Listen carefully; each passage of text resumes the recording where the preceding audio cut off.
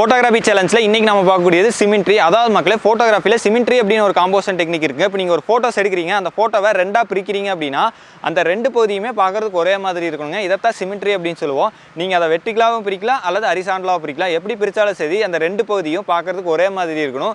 அப்படி எடுக்கக்கூடிய ஃபோட்டோஸ் தான் சிமெண்ட்ரி அப்படின்னு சொல்லுவோம். இன்றைக்கி என்ன சேலஞ்ச் அப்படின்னு பார்த்தீங்கன்னா, மொபைல் யூஸ் பண்ணி அடுத்த 2 மணி நேரத்தில் என்னால் அந்த சிமெண்ட்ரி காம்போசன் டெக்னிக்கில் எவ்வளோ ஃபோட்டோஸ் எடுக்க முடியுது அப்படிங்கிறதா சேலஞ்சு. இது நம்மளுடைய ஃபோட்டோகிராஃபி விஷனை அதிகப்படுத்துறதுக்காக கொஞ்சம் ட்ரைனிங். சரி வாங்க, அடுத்த 2 மணி நேரத்தில் என்னால் எவ்வளோ ஃபோட்டோஸ் எடுக்க முடியுது அப்படின்னு சொல்லி பார்த்துடலாம்.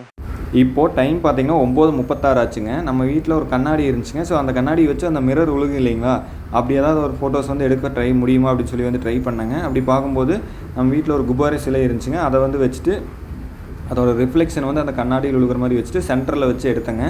வச்சு எடுக்கும்போது நம்மளுக்கு ஓரளவுக்கு சிமெண்ட்ரி கிடச்சிருச்சுங்க. அடுத்து சரி ஏதாவது கிடைக்குமா அப்படின்னு சொல்லிட்டு நான் வெளியே பைக் எடுத்துகிட்டு வெளியே கொஞ்சம் தேடிட்டு இருந்தேங்க. ஒரு 5-10 நிமிஷம் தேடும்போது நம்மளுக்கு ஒரு கோயில் ஒன்று கிடச்சிதுங்க. இப்போ இந்த கோயில்னு எடுத்துக்கிட்டிங்கன்னா அதோட ஸ்ட்ரக்சர் பார்த்திங்கன்னா சிமெண்ட்ரியாக தான் இருக்குங்க. கண்டிப்பாக கட்டியிருப்பாங்க, அப்படி தான் கட்டியிருப்பாங்க. ஸோ இந்த ஃபோட்டோஸ் எடுக்கும்போது பார்த்திங்கன்னா நம்மளுக்கு சென்டராக இது பண்ணும்போது 2 பக்கம் ஒரே மாதிரி இருந்துச்சுங்க. அப்புறம் வர வழியில் ஒரு கேட் ஒன்று இருந்ததுங்க. அதுவுமே சிமெண்ட்ரியாக கட்டியிருந்தாங்க. அதுக்கடுத்து ஒரு தண்ணியில் ரிஃப்ளெக்ஷன் உழுவு இல்லைங்களா, அதை வச்சு ஏதாவது ட்ரை பண்ண முடியுமா அப்படின்னு சொல்லிட்டு ஒரு பிளேட்டில் தண்ணி ஊற்றிட்டு அதுக்கப்புறம் மேலே ஒரு சீத்தாப்பழத்தை வச்சுட்டு சென்டரில் வர மாதிரி வச்சு எடுத்துங்க. இதுவுமே ஓரளவுக்கு சிமெண்ட்ரியாக நம்மளுக்கு கிடச்சிதுங்க. அடுத்து நம்ம அனிமலோட ஃபேஸஸ் எல்லாமே பார்த்திங்கன்னா 2 பக்கமும் ஒரே மாதிரி தான் இருக்குங்க, சிமெண்ட்ரியாக இருக்கும். ஸோ இந்த நாய் வச்சு நான் எடுக்கலாம் அப்படின்னு சொல்லி ட்ரை பண்ணேங்க. என்னால் கொஞ்சம் சிரமமாக தான் இருந்துச்சு. சரி அப்படியே கஷ்டப்பட்டு கொஞ்சம் நேரம் ட்ரை பண்ணி நாயே எடுத்துட்டேங்க.